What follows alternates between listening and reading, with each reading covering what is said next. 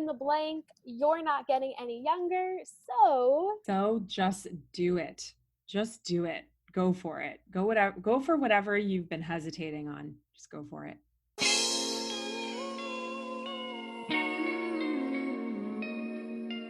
hey, you. Yes, you. Welcome to the You're Not Getting Any Younger podcast, a podcast for people who want to disrupt their lives for a good reason, to make it count. I'm your host, Jen Glantz, and every week I'll drop a new episode with stories from real people just like you, who woke up one morning and decided to make big changes, starting with small things. We'll cover topics like entrepreneurship, love, failure, and self-care.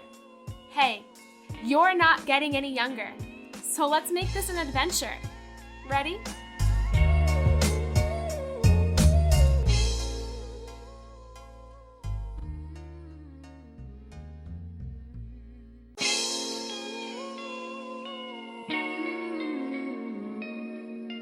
Hey, you. Yes, you. Welcome to the You're Not Getting Any Younger podcast, a podcast for people who want to disrupt their lives for a good reason, to make it count. I'm your host, Jen Glantz, and every week I'll drop a new episode with stories from real people just like you, who woke up one morning and decided to make big changes, starting with small things. We'll cover topics like entrepreneurship, love, failure, and self-care. Hey, you're not getting any younger, so let's make this an adventure. Ready?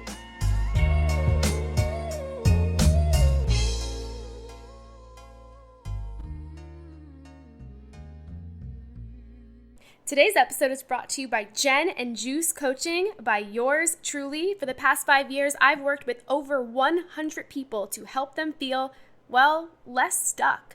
Whether you're looking to change careers, start a side hustle, or just get a strategy for your life, head on over to jenglantz.com/coaching and you can find out about my 1-hour coaching specials that will help you feel like you can finally cross those things off your to-do list and start whatever kind of project, life change, or dream that you have. My first question for you is, how would you describe who you are and what you do to a person you just met at a party? Love that question. I am Antoinette Beauchamp. I'm an empowerment mindset coach, and I work with women, female leaders actually, in transition all over the world to increase their confidence and their well-being, their connection to their well-being, and just giving them the greatest lives they can live. I love that. And you said one of my favorite words, though it is a word that I think is often misunderstood. You said the word confidence. So can you break down what in the world that means for people? Absolutely. I mean, confidence comes in many different forms. I mean, it can be in the way that you assert yourself or the way you feel about yourself, the way you feel about your values and your worth and what you have to share, your message, your purpose. I mean, confidence is across every area of life, I feel, and I see it all the time. And it's really empowering when you focus on it and just grow it. You know, what you focus on grows. So the more that you focus on your confidence in all areas of life, the more you get strength and just building resilience. I mean, I love the word confidence and all that it entails and means to me and my people.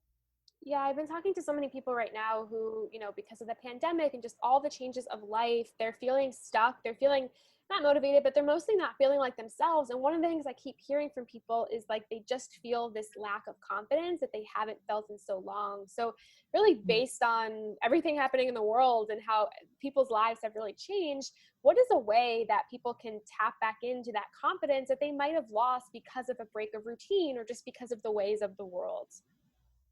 Such a great question, Jen.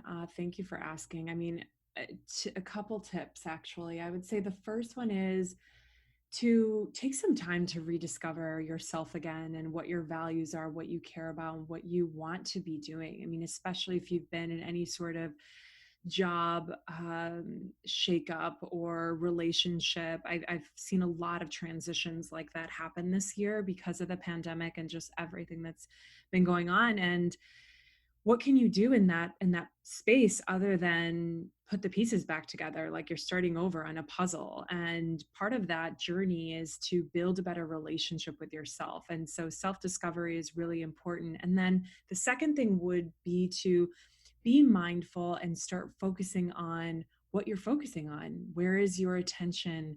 Where is your focus? What thoughts do you have throughout the day? How are they affecting you and your energy and your mindset? And just what are you focusing on? And if you find that you're focusing on a lot of negative things, a lot of worst case scenarios, I really urge you to just try and flip the script, no matter how hard it can be, because a specific but also easy shift in mindset can transform your life and what you see in front of you.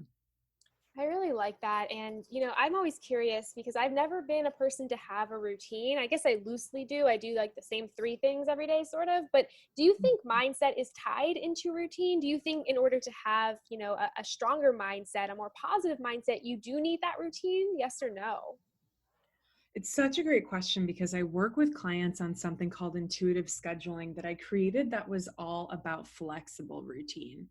But what I'm really finding is the perfect balance between structure and flexibility is a solution for not being super hard on yourself for your routine, like, oh my God, I have to do this every day or else I suck, but also not being so flexible that you don't have any structure toward what your goals are for any given day. So being really intentional around what your boundaries are on your calendar and what you want to be achieving and accomplishing in any given day, and feeling and experiencing, will help you go really far in what you're doing, and definitely will help you stay on a mindset track. So for example, a couple tips would be to incorporate in your routine something like meditation and yoga and journaling in the mornings. That's a bit slower pace before you dive into your day.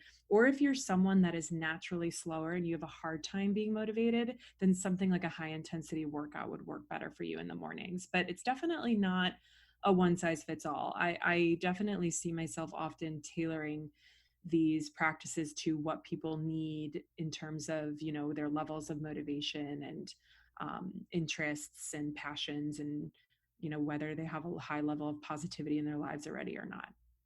I love that it's not one size fits all because sometimes I read those articles or get advice that's like you have to do these six things in this order for a positive mindset and it doesn't fit me. Like just like you said, also some days you want to do a yoga class in the morning, but some days you need that HIIT class. So I like how you sort of structured that. And I need to know more about this concept of intuitive scheduling because I know that for a lot of people, they've lost control of their lives because of their calendar and just scheduling Yeah. in general. So can you tell us a little bit more about what that means and how it works? Yeah, absolutely. So intuitive scheduling is based on following your intuition. If you heard of anything like intuitive eating or conscious eating, it's very much in line, but I've applied this to your calendar. So when you look at your calendar on any given day, I mean, most people just have a full calendar or a scattered calendar with a bunch of meetings at random times, and nothing is really that intentional. So the first piece of intuitive scheduling is to really identify what your boundaries need to be first and foremost. So boundaries are really important on calendars. So for example, I actually have a lot of limitations that I put, or boundaries on my calendar. So I'll put limits on the number of calls I take per day, whether that be internal or external in my business, and the level of breaks that I have in the day. So for me, and this is what I advise in intuitive scheduling, it's really important to at least have a 15-minute break in between each meeting. That means that you have space to reflect on what just happened in your meeting instead of going back to back, which could be really triggering for anyone's nervous system and cause a lot of stress. So when you have some breaks incorporated into your day, then that means that you not only have that time to reflect, but you also have time to do things that fuel you, like go outside for a second, or call a friend for 5-10 minutes, or have a cup of tea and actually take a moment to breathe, or meditate if that's in your practice to meditate during the day, or eat something nutritionist and nutritious. And eating something nutritious is like the easiest thing to miss, because I always see my entrepreneurs are like, they'll be working for 5 hours straight, telling me that they forgot to eat. And I'm like, how are you doing that? So it's just being really mindful of time and not letting time run you, but you being really the boss in terms of time in your calendar. Yeah, that's something I have to work on. I feel like my inbox and my calendar run my life, and the more times I complain about it, the less I do anything about it. But, my question is, how does a person start? I've been wanting to do this for a while. Is it scheduling on my calendar Gen time where I block off 3 hours for my own thing? Is it, going through my schedule and saying I only take phone calls Monday from 1 to 5? Like, or is it just an approach that a person needs to sit down and think about themselves? No, Jen, you kind of nailed it. I would say it's exactly what you shared. It's definitely first looking in kind of a combination of all three. You definitely have to spend some time with your calendar. Definitely create some space at the start of your week or even now as you listen to this and just looking at, where are the areas where you need a break for one, and also where are the areas where you could set some boundaries. So you could say, for example, on Tuesdays and Thursdays, you only take phone calls from 9 a.m. to 2 p.m. From 2 p.m. onward, you have time to respond to emails, maybe do something relaxing, like go to the gym, like you said, if you're an afternoon gym person or evening gym person, and incorporate different things in your schedule. Maybe at that point you need errands that you have to run, whatever it is. If you have a really demanding schedule, then it really would be that you're carving mindful time out for emails. Because one of the things that I see with my entrepreneurs and leaders is that they have back-to-back meetings, so they really don't have any time to respond to people over emails and do the other things that they have to do. They really don't have any time to be creative either in their business, which is really important. So if you're finding that you have